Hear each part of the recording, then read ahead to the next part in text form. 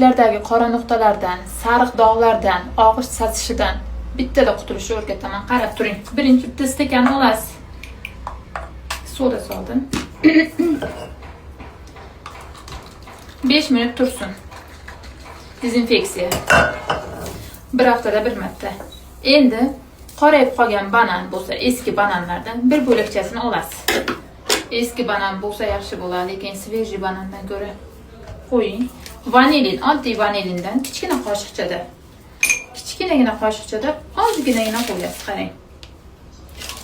Endi buni aralashtirib qo'ying. Ikkalasini yaxshilab aralashtirib, tishdagi sariqlar, og'izda sasishi, qora nuqtalar, nosdan qolgan kirlar, sigaret chekkanlar, qahva ichganlar, o'shalar uchun zo'r lekin tayyor bu. Endi Hindiston ceviz yog'i bo'lsa kerak o'zimizda ham, o'shandan birinchi o'rinda banyoga borib, shu bilan yuvasiz.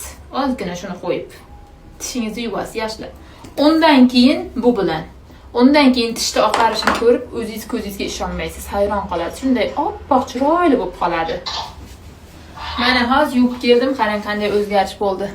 Tishlar oppoq bo'ladi, yaltillab turadi. Haftada bir marta qilib turing shuni. Bu foydali bilgini hammaga yuborib qo'yishni unutmang. Mana